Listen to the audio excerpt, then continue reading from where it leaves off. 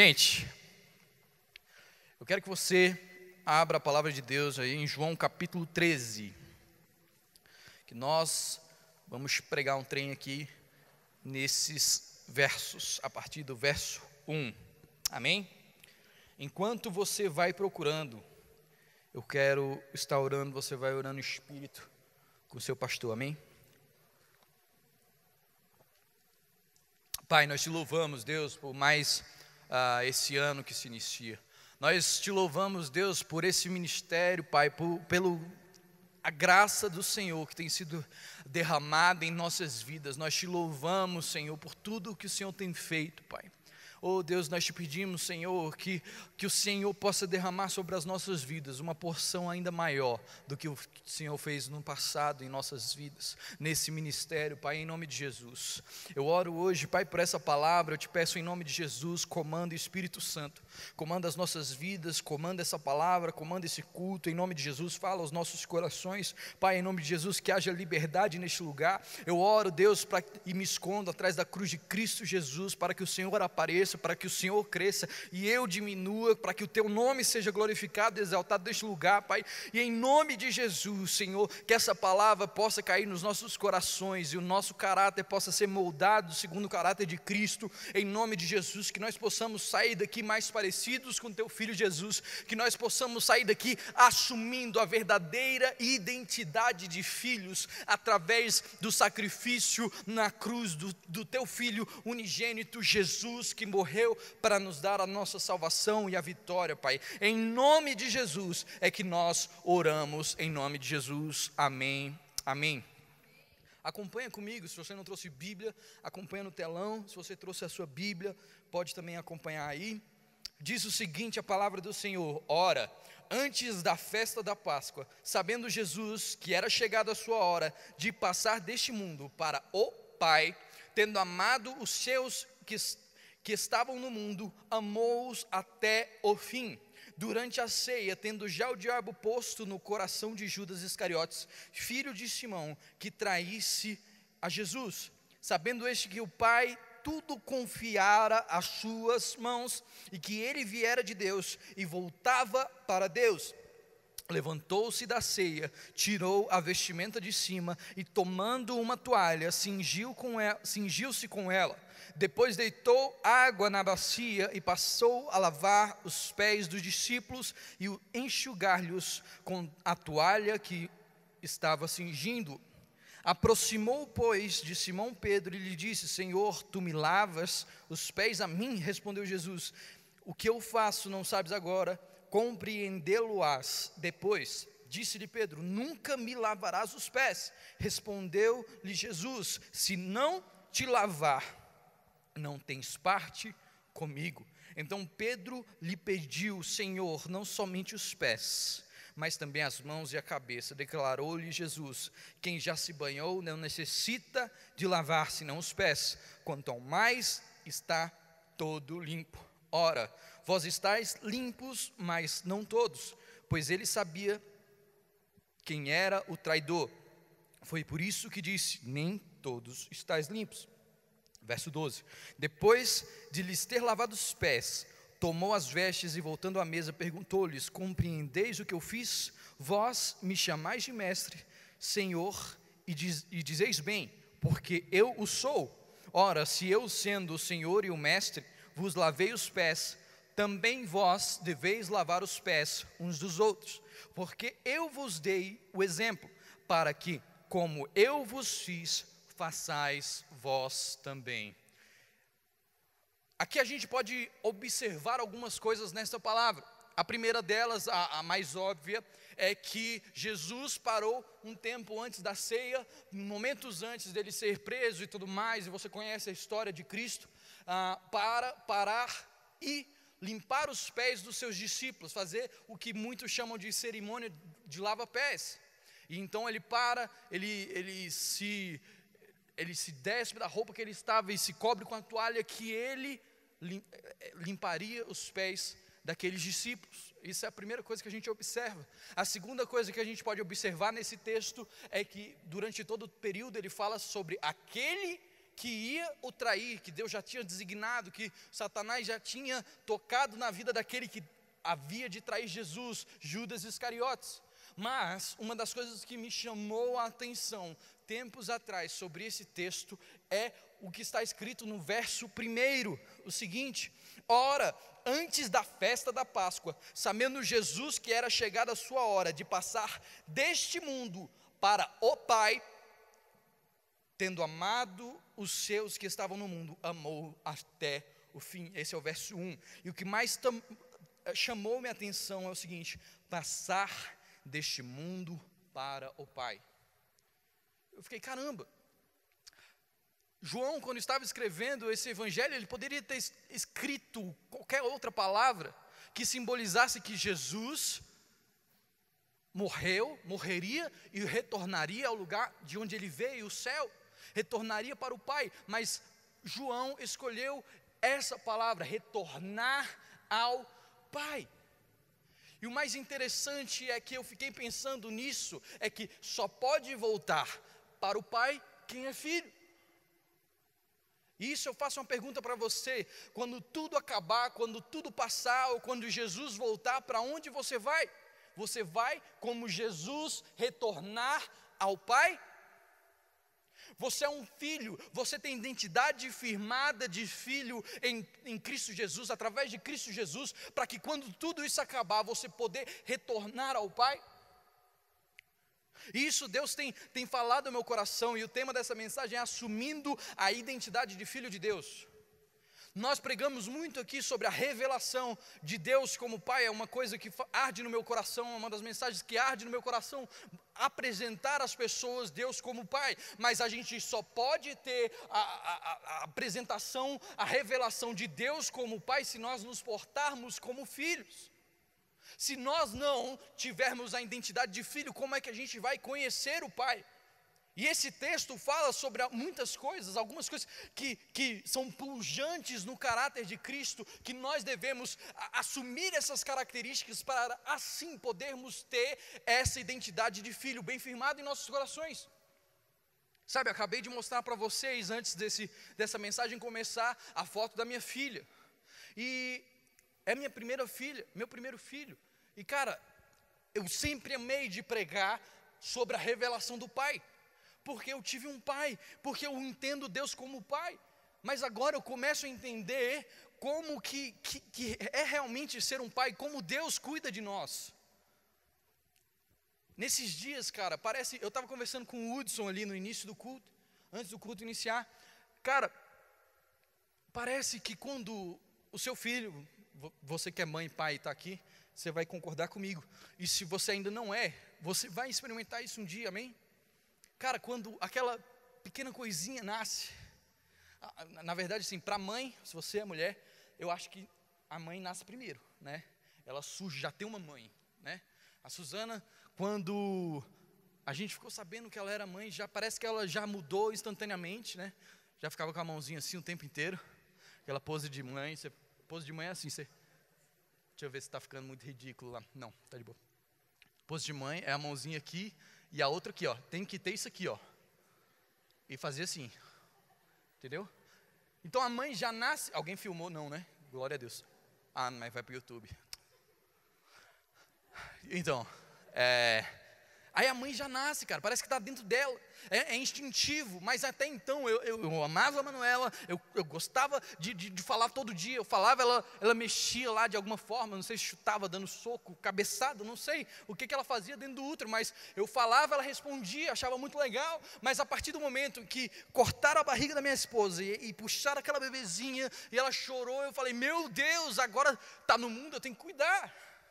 Véi, é impressionante, parece que dentro de mim nasceu algo instintivo, do nada, que eu pensei, cara, em todo momento eu pensava, a Manuela está bem, a Manuela bem, a Manuela está bem, meu Deus, será que está acontecendo? Cara, só para você ter uma ideia, ela ficou mais ou menos 1 hora naquela sala de recuperação, com o pessoal olhando ela, porque ela nasceu de 36 e 6 semanas, a respiração dela ainda estava um pouco pesada, e eu ficava, Deus, respira por ela, Espírito Santo, sopra vida, sopra vida. Eu ficava, meu Deus, aí depois ela foi para recuperação, depois a gente ficou 2 dias no hospital, e cara, durante todos esses dias, eu tenho feito uma única coisa, sendo pai. E é interessante ser pai, vocês vão entender, cara, qualquer barulhinho, qualquer coisa, eu não sei, o que te faz levantar da cama rápido? O que te faz? Alguma coisa? Diarreia? O que?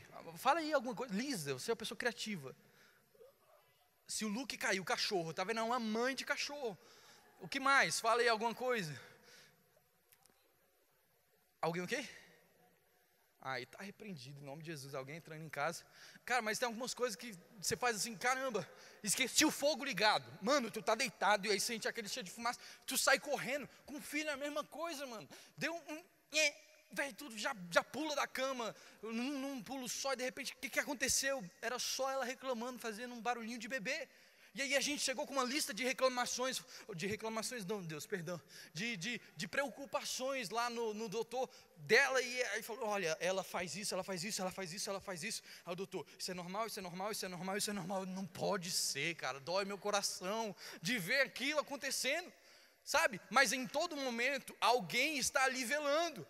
Em todo momento, quando eu estou com ela, eu estou velando por ela, eu estou vendo se ela está bem, se ela precisa de alguma coisa. Eu quero te contar, tem alguns textos na palavra de Deus que diz que Deus vela sobre as nossas vidas, que Deus cuida sobre as nossas vidas. Lá em Salmo 116:6, o Senhor vela pelo simples, achava-me prostrado e Ele me salvou. Eu sou pobre e necessitado, porém o Senhor, Deus, cuida de mim. Tu és o meu amparo, o meu libertador, não te detenhas, ó Deus meu. É assim que Deus cuida de você a todo tempo, como um pai que não sai de perto de você, te velando 24 horas, olhando para você, cuidando do seu bem-estar. Ah, pastor, mas às vezes eu passo por dificuldades, por problemas. É aí mesmo que você tem que ter a certeza de que Deus está contigo para você passar por esses problemas. Deus é esse pai amado, maravilhoso. Um tempo atrás eu fui num enterro de um homem, de um pai, de um avô. Era um senhor de idade. E uma das filhas daquele homem se levantou, e naquelas últimas palavras, cara, foi lindo.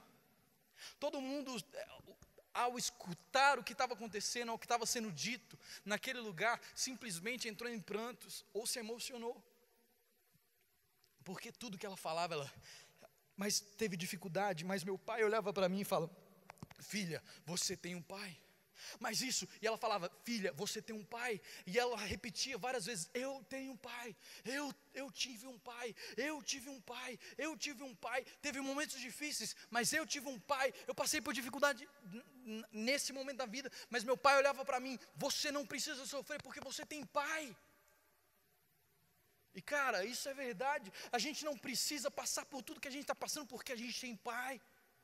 É verdade isso fisicamente, é verdade isso espiritualmente. Pastor, eu não tive pai. Pastor, eu não consigo encontrar tudo o que as pessoas dizem num pai. Alguma das coisas que ela falou, pai, quem tem pai tem para onde correr. Quem tem pai tem com quem contar. Quem tem pai tem quem o defenda. Quem tem pai tem onde ficar. Quem tem pai tem quem ajude em qualquer questão. Quem tem pai tem quem dá amor e afeto. Ai, pastor, mas eu não tive pai. Ai, pastor, mas o meu pai, eu não consigo encontrar todas essas características. Talvez eu encontre uma, talvez eu encontre duas, mas todas as características que você está falando hoje sobre alguém que tem um pai, eu não consigo encontrar. Eu quero te dizer também, eu tive um pai e também não consegui encontrar todas, mas em Cristo Jesus, eu encontro em Deus Pai, eu encontro todas essas características que velam sobre a minha vida, e você tem que encontrar isso hoje. Neste enterro minha mãe estava presente. Em 2012 eu perdi o meu pai. Eu tive muita dificuldade na minha vida, até que eu entendi que Deus era meu pai, até que eu entendi que, como a palavra diz, que Jesus é o caminho, a verdade e a vida. Um caminho não tem sentido se não leva a lugar nenhum. Eu sou o caminho, a verdade e a vida. Quem vier após mim terá acesso a esse caminho que leva ao Pai. Eu sou o caminho que leva ao Pai. Minha mãe vira para mim naquele enterro, não sei porquê, mas ela estava muito emocionada, lembrando de tudo que a gente tinha passado em 2012, quando meu pai faleceu. Ela veio correndo, agarrou no meu pescoço e disse: meu filho, você não tem o que temer, eu sou sua mãe, eu estou aqui para o que você precisar. Se você precisar de um pai, eu também estou aqui por você, eu posso ser.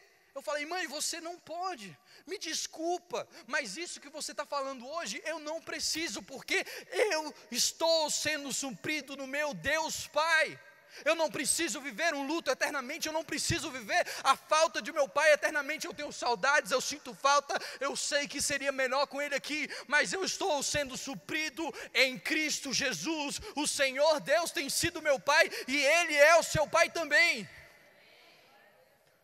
Ele é o seu Pai. Ninguém vem ao Pai a não ser por mim, disse Jesus. E nós só conseguimos perceber as características que mais destacam em Jesus. A gente consegue perceber nesse texto a sua humildade, o seu amor e a sua servidão, o que determinam muito do caráter de Cristo, do caráter de Filho de Deus. São essas três coisas, eu quero falar sobre elas. Para você possuir a identidade do Filho de Deus, é necessário imitar essas características.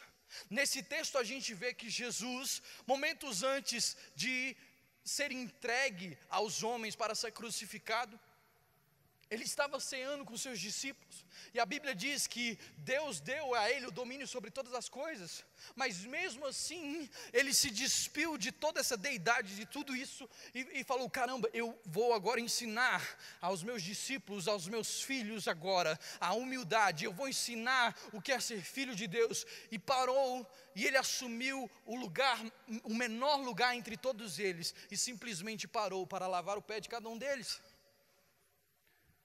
Cara, a primeira coisa, para você assumir a identidade de filho, você precisa amar até o fim. Repita comigo: amar até o fim. 13:1. Ora, antes da festa da Páscoa, sabendo que Jesus era chegado a sua hora de passar deste mundo para o Pai, tendo amado os seus que estavam no mundo, amou-os até o fim. Versos 34 e 35, Jesus, depois de tudo isso que a gente leu lá no verso 34 e 35, ele diz o seguinte: novo mandamento vos dou, que vos ameis uns aos outros, assim como eu vos amei, que também vos amei uns aos outros. Nisto conhecerão todos que são meus discípulos, se tiverdes amor uns aos outros. Jesus espera que nós tenhamos o mesmo nível de amor que Ele teve por nós. Assim como eu vos amei, também vos amei uns aos outros. Nisto conhecerão que todos são meus discípulos, que todos são filhos do Deus Altíssimo, se tiverdes amor uns aos outros. E o interessante é que nessa palavra a gente consegue, na palavra de Deus, a gente consegue no Novo Testamento ver três palavras que falam sobre amor: eros, filéus e agapau, ágape. Essas três palavras falam sobre três tipos de amor diferentes. E o maior nível de amor expressado nas letras da palavra de Deus é o amor ágape, é o agapau, que significa o amor sacrificial, de entrega, um amor sem limites, um amor que vai até o fim. É o mesmo amor, é a mesma palavra que foi usada todas as vezes nesse capítulo 13 que Jesus dizia: tanto que Ele nos amou até o fim, quanto que nós devemos amar os outros.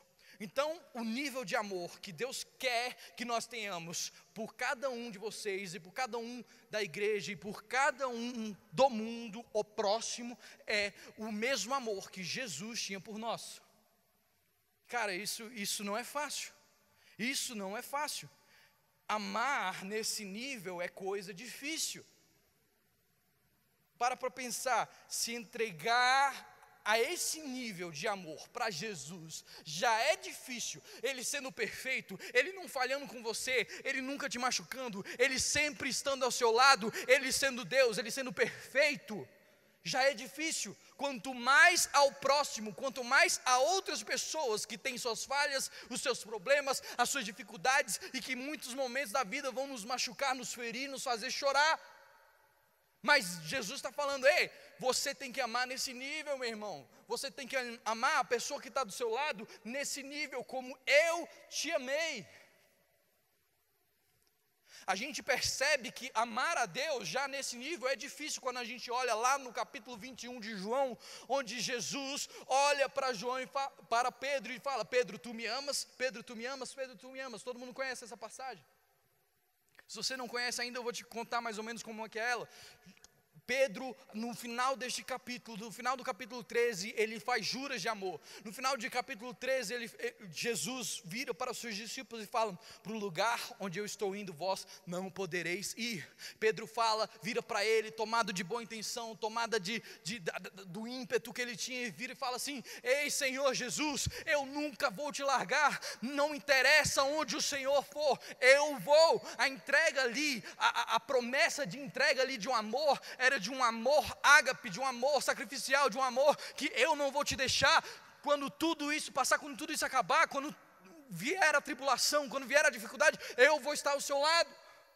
Mas de repente Jesus vira para ele: ei, Pedrão, negativo, ainda essa noite, antes do galo cantar, você vai me negar 3 vezes. E Pedro vira: isso aí é impossível, Jesus, eu te amo, ágape, eu te amo, um amor sacrificial. E de repente lá em João 21, depois que tudo aconteceu, depois que Jesus foi negado por Pedro 3 vezes, Jesus confronta ele e pergunta: Pedrão, tu me amas, ágape? Pedro vira para ele e fala: Senhor, tu sabes que eu te amo, Filéus, tu sabes que eu te amo, mas não é no nível que eu te disse. Tu sabes que eu te amo, mas não era aquele amor todo, aquela entrega toda que eu tinha prometido, é um nível abaixo.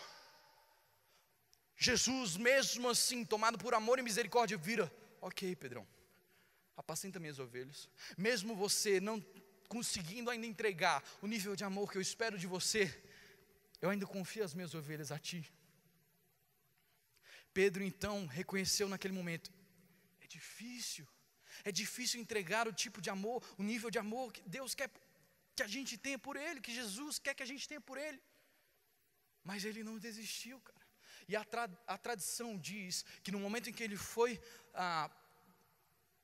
crucificado, ele disse: eu não sou digno de ser crucificado como meu mestre, me crucifique de cabeça para baixo.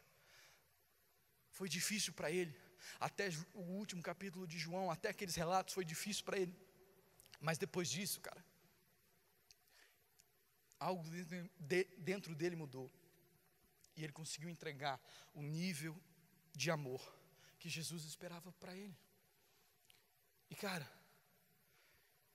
Jesus fala, é para amar até o fim. Jesus nos amou até o fim. Esse é o tipo de amor que nós devemos ter uns aos outros. E eu quero te perguntar, qual é o nível de amor que você tem? Se Jesus te perguntasse hoje: tu me amas, ágape, tu me amas, agapau, tu me amas mais do que qualquer outra coisa? Ou se Jesus te perguntasse hoje: você ama o seu próximo como eu te amei, com o mesmo amor que eu tive por você, qual seria a sua resposta, sendo bem franco? Para ter identidade de filho é indispensável amar. Amar é a principal característica de Cristo Jesus, do Deus Pai. Deus é amor. Marcos 12, 29 e 31 diz: respondeu Jesus, o principal é: ouve, ó Israel, o Senhor nosso Deus é o único Senhor. Amarás, pois, o Senhor teu Deus de todo o coração, de toda a sua alma e de todo o seu entendimento e de toda a sua força. E segundo é: amarás o teu próximo como a ti mesmo. Não há outro mandamento maior do que este. Eu estava vindo no carro para cá e estava conversando com o João Felipe. E cara, é muito interessante, a gente parou para pensar nesse verso. E é interessante que num lado Jesus fala: ei, você tem que amar o próximo como eu te amei. E em outro verso, não se contradizendo, mas se complementando, Jesus fala: ei, você deve amar ao próximo como a ti mesmo. Isso quer dizer que o amor que nós devemos ter, nosso amor próprio, o amor que nós devemos ter para nós mesmos, tem que ser no nível que Jesus quer que a gente ame outras pessoas, no nível que Jesus nos amou. Não tem como a gente amar os outros se a gente não amar a nós mesmos primeiro. Isso eu não estou fazendo apologia para você virar uma pessoa que pensa primeiro em si. Não, porque no próximo ponto você vai ver, eu vou trazer alguns versículos onde a palavra de Deus fala que nós devemos colocar o próximo à frente do nosso bem-estar. Mas eu estou falando, querido, talvez você tenha olhado para você, olhado para dentro de ti e tenha pensado: ei, eu não presto para isso, eu não sou aquilo, meu querido. Você é maravilhoso. Você é um filho amado do Senhor. Hoje é uma noite onde Deus vai restaurar a sua identidade, onde você vai olhar e vai assumir a identidade de filho e ter a sua vida transformada. Continuando a mensagem, um dos assuntos mais importantes que a gente vê na palavra de Deus, nas cartas de Paulo, às igrejas, é falando sobre divisões, dissensões, confusões no meio da própria igreja. Por que eu tenho que falar isso? Porque, cara, se Jesus está falando aí, você deve amar seu irmão como eu te amei, por que ainda há divisões, ainda há problemas, ainda há dificuldades? Desde aquela época Paulo pregava, ainda hoje nós devemos pregar, e por isso eu tenho que te falar, cara, se você tem alguma dificuldade, alguma diferença, algum problema com alguém dessa igreja, com algum irmão na fé, cara, para com isso, meu irmão. Para com isso, que a Bíblia diz o contrário. A Bíblia fala que a gente deve ter comunhão com os filhos de Deus, com os irmãos. Rogo-vos, pois, 1 Coríntios 1,10 diz: rogo-vos, pois, irmãos, pelo nome do Senhor Jesus Cristo, que falei todos a mesma coisa, e que não haja entre vós divisões, antes sejais inteiramente unidos na mesma disposição mental e no mesmo parecer. 1 Coríntios 12:25 também diz: para que não haja divisão no corpo, pelo contrário, cooperem os membros com igual cuidado em favor uns dos outros. Romanos 16, 17 e 18 diz o seguinte: rogo-vos, irmãos, que noteis bem aqueles que provocam divisões e escândalos em desacordo com a doutrina que aprendestes, afastai-vos deles, porque esses tais não servem a Cristo nosso Senhor, e sim o seu próprio ventre, e com suaves palavras e lisonjas enganam o coração dos incautos. Não há espaço para confusão, para ódio, para ira dentro da igreja, entre os irmãos ou com qualquer outra pessoa. Não há espaço. Se você hoje quer assumir a característica do amor, do caráter de Cristo, você precisa realmente falar: eu devo amar o meu próximo como Jesus amou a mim mesmo. A segunda característica é ser humilde. Repita comigo: ser humilde. João 13, 3 e 4 diz: sabendo que o Pai tudo confiara às suas mãos, e que ele viera de Deus e voltava para Deus, levantou-se da ceia, tirou a vestimenta de cima, tomando a toalha, cingiu-se com ela. Mesmo sabendo que Deus confiara tudo a ele, tudo às suas mãos, Jesus decide se colocar no lugar do menor escravo naquela casa e lavar os pés dos seus discípulos. Naquele tempo, quem lavava os pés das pessoas que chegavam na casa era o escravo de menor importância dentro de uma casa. Olha o que Jesus está falando. Olha, mais para frente ele fala: eu sou o mestre, eu sou o Senhor, mas esse exemplo eu deixo. Eu me humilho até a menor posição, para que vocês possam fazer isso uns aos outros. Mais para frente nesse capítulo ele diz ser o mestre, e o que o discípulo não é maior do que seu mestre, mas mesmo assim ele demonstra que a humildade deve ser algo bilateral. Como assim, pastor, algo bilateral?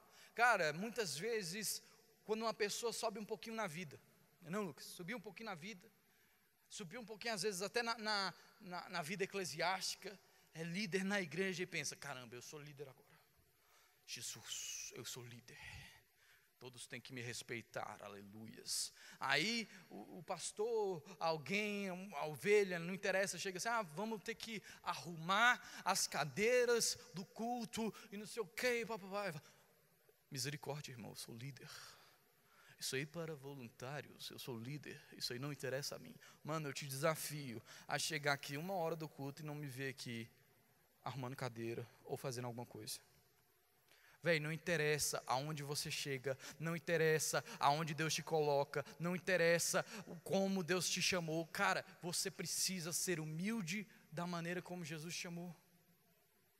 Da maneira como Jesus foi humilde.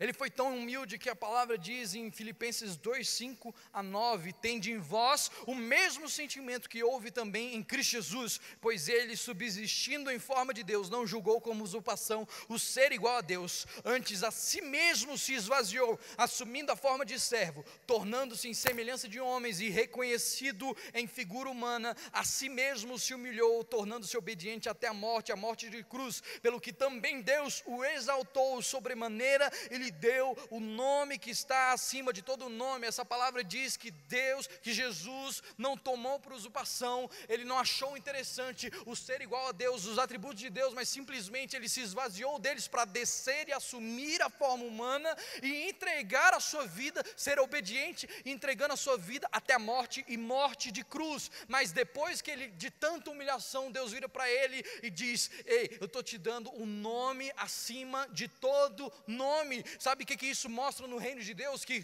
para que nós sejamos exaltados por Deus, nós precisamos nos humilhar diante dele, diante das pessoas. Isso não é uma humildade vazia, isso não é uma humilhação vazia, isso não é algo como os hebreus faziam, de se cingir de pano de saco e passar cinza na testa e simplesmente se humilhar, não, é uma humildade real, é uma humildade de pensamento, de coração. Ele foi humilde até a morte, e o Senhor o exaltou sobremaneira. Em 1 Pedro 5,6 também diz: humilhai-vos diante da potente mão de Deus, e no momento oportuno ela te exaltará.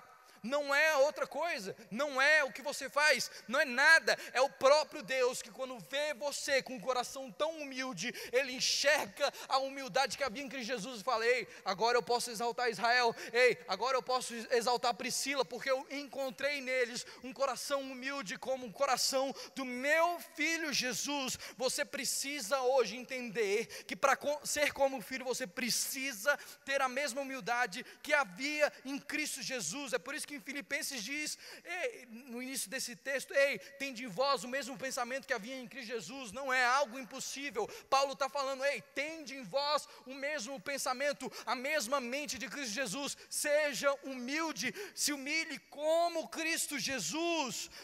Verso 3 e 4 também diz: nada façais por partidarismo ou vanglória, mas por humildade, considerando cada um os outros superiores a si mesmos. Não tenha cada um em vista o que é propriamente seu, senão também cada um o que é o dos outros. Se humilhar é se colocar no lugar dos outros, se humilhar é colocar o próximo à sua frente. Qual foi a última vez que você colocou a necessidade do próximo à sua frente? Nesse texto ele fala sobre uma outra pessoa, a não ser Jesus. Um outro nome é citado, e é Judas Iscariotes. Esse não colocava o nome de ninguém à frente, mas colocava o seu bem-estar à frente de todas as coisas. Esse não se humilhou, esse não serviu, e olha o que aconteceu com ele. Para ser filho tem que ser como Jesus. Para ser filho não pode ser como Judas, que colocava o seu umbigo na frente de tudo, a sua necessidade à frente de todas as coisas. E a terceira coisa do caráter de Cristo que eu quero ensinar para vocês hoje é que nós devemos servir até o limite. Repita comigo: servir até o limite. Cara, muita gente pensa que para assumir a identidade de filho é preciso abrir mão da identidade de servo, e esquecem que Jesus foi o maior servo, o servo de todos, que ele não veio para ser servido, mas que ele veio para servir. João 13, que a gente leu, do 3 ao 5 diz: sabendo este que o Pai tudo confiara às suas mãos, e que ele viera de Deus e voltava para Deus, levantou-se da ceia, tirou a vestimenta de cima e tomando uma toalha, cingiu-se com ela, depois deitou água na bacia e passou a lavar os pés aos discípulos e enxugar-lhes com a toalha com que estava cingindo. Jesus serviu seus discípulos até o limite, até o nível mais baixo de servidão da época. Como eu falei, como o menor escravo, ele se fez como o menor escravo e passou a limpar os pés, como um escravo limpava os pés dos seus senhores. Depois de tudo, Jesus vira lá nos versos 12 e 15 e diz: depois de lhes ter lavados os pés, tomou as vestes e voltando à mesa perguntou-lhes: compreendeis o que eu vos fiz? Vós me chamei o mestre e o Senhor, e dizeis bem, porque eu sou. Ora, se eu sendo o Senhor e o mestre vos lavei os pés, também vos deveis lavar os pés uns aos outros, porque eu vos dei o exemplo, para que como eu vos fiz, façais vós também. Jesus vira para os seus discípulos e ensina até onde se deve servir o próximo, até o limite. Jesus não queria com isso instituir uma nova doutrina, a doutrina do lava-pés. Na igreja do Senhor Jesus as pessoas vão sair lavando. Eu não quero pregar hoje e você chegar em casa ou acabou o culto, você vai vir com a toalha e tentar lavar meu pé. Não, não é isso. Não é isso que Jesus estava falando. Jesus estava mostrando figurativamente que eles deveriam servir uns aos outros como até o limite, até o limite. Não interessa quem você é, não interessa se você tem um título, uma função na igreja, se você quer ser filho, você precisa também ser servo. Negar a identidade de servo é também negar a identidade de filho. Isso quer dizer também que quanto mais você servir ao Pai, mais você servir mais do Pai, você terá, porque a Bíblia diz que maior é o que serve.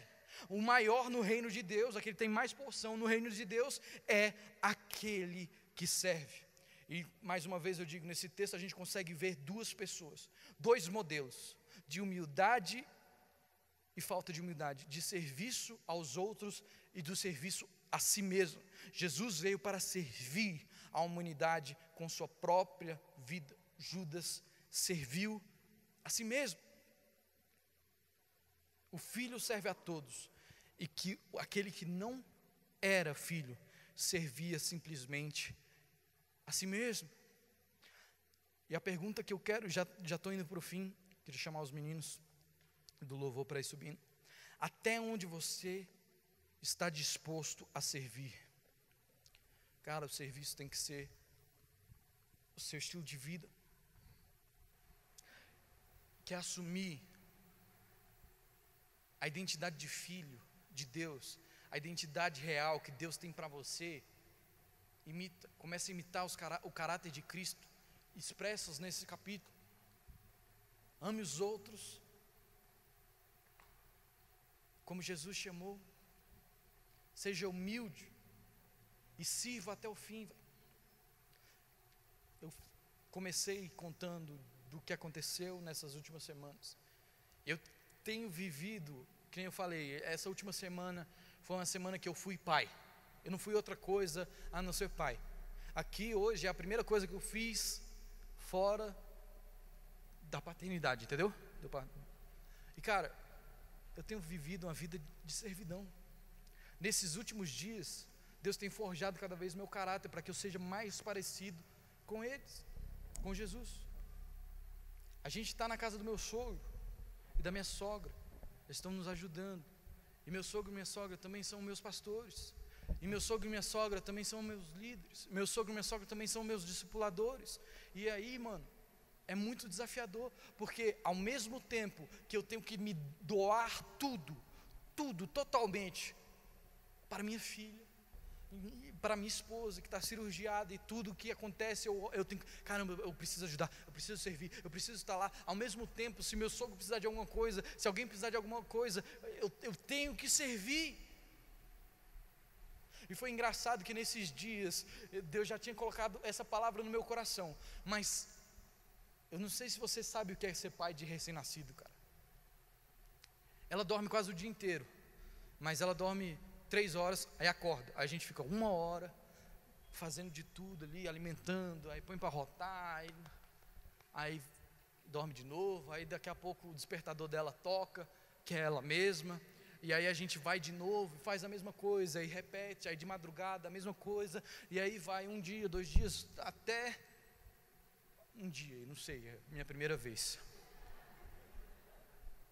Véi, mas é o tempo a todo momento. Aí eu parava, oh glória a Deus, agora eu vou ter um tempo para essa mensagem, oh, aleluia. Eu tenho um ritual, cara, né? Todo mundo tem um ritual para fazer alguma coisa, e eu gosto de sentar com calma, com tranquilidade, cara. Se você é bebê de recém-nascido, se você tem um bebê recém-nascido, isso você não vai encontrar tanto.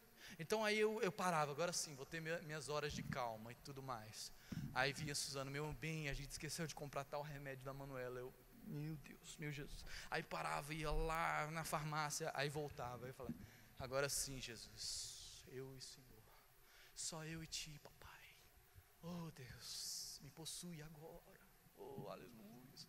Aí daqui a pouco chega minha sogra, ei, meu genro, olha, vai chegar a visita aqui, a gente precisa comprar tal coisa. Oh, glória a Deus. Aí eu ia. Aí daqui a pouco é isso, é aquilo outro, é isso. E aí o tempo foi passando. Aí hoje a mensagem quase toda escrita. Eu falo, meu Deus, nada pode me atrapalhar hoje, porque eu tenho que terminar isso. Está dentro do meu coração, eu sei, mas eu gosto de escrever. É o meu ritual e tal. Eu gosto de ter ali, e de repente eu acordo de manhã. A Suzana fala, meu bem, olha, essa banheira que a gente comprou é muito boa, mas ela não está dando certo por isso. Por favor, vai atrás de uma banheira. Eu fiquei a manhã inteira atrás de uma banheira que ela gostava. E eu não sei decidir essas coisas direito, então eu chegava lá e ligava no FaceTime e falava, meu bem, essa, meu bem. E ela também não sabia decidir direito, e a gente ficou lá. Eu gastei a manhã inteira, aí eu voltei para casa. Agora sim, é meu momento. Oh, aleluia, agora é o meu momento. Aí a gente pediu marmita. Quem vai descer para pegar a marmita? Aí beleza, eu chego, aí fala, não, agora eu vou comer, e depois eu vou terminar minha mensagem, não sei o que, e tal. Aí beleza, vai dar tudo certo, aí de repente, a Manuela acorda, aí vai eu e tudo mais. Aí depois de novo, aí chega o João, Felipe, meu cunhadinho, meu discípulo que está aqui em algum lugar, acho que na comunicação trabalhando. E ele chega para mim, Ricardinho, me ajuda a montar isso. Eu preciso que você me ajude a montar isso. Eu acabei de receber isso aqui, eu tenho que montar no meu quarto e tal, quero deixar pronto, e não sei o que. E eu pensei assim, e a primeira coisa que ele me perguntou foi, ei, Ricardinho, você está muito atarefado? A primeira coisa que eu respondi foi, eu estou muito atarefado. Ah não, é porque quando você terminar, eu queria ajuda para conseguir instalar esse negócio. Aí eu falei, tudo bem, quando eu terminar, eu te ajudo. Peguei minha Bíblia, não tem muito espaço lá, né? Eu estou agregado lá. E aí eu peguei minha Bíblia, estava fazendo a mensagem no quarto dele, fui saindo assim. Aí Deus me falou, ei, você vai pregar sobre serviço. Eu, oh, aleluias, glória a Deus. João, estou aqui para te ajudar, cara, conta comigo para tudo. E aí Deus começou a ministrar no meu coração, maior do que ritos, maior do que rituais, o mais importante que isso é obedecer, maior do que saber é realmente ser, maior do que saber os atributos e características de Jesus Cristo é vivê-las. Se eu quero realmente ter Deus como Pai, eu tenho que fazer o que Jesus faria, e naquele momento que Jesus faria era, ei João, eu estou aqui para o que você precisar. Eu estou aqui para o que você precisar. Uma das coisas que a gente profetizou nos últimos cultos, eu estou perdendo a voz, é que a gente ia ter um ano de 2020 onde a gente cumpre a palavra. Cara, tudo isso que eu preguei é lindo, é maravilhoso. Se você anotou, você vai ter até conversa assunto para você conversar, assunto teológico. Olha só que legal que eu aprendi lá no culto do Freedom. Mas eu quero te falar, cara, mais importante do que aprender essa teologia aqui, do que aprender o que João 13 nos diz, é viver o que João 13 nos diz, é viver como Jesus vivia. E se você hoje quer receber, assumir para si essa identidade de filho, se coloque de pé no seu lugar que eu quero orar por você.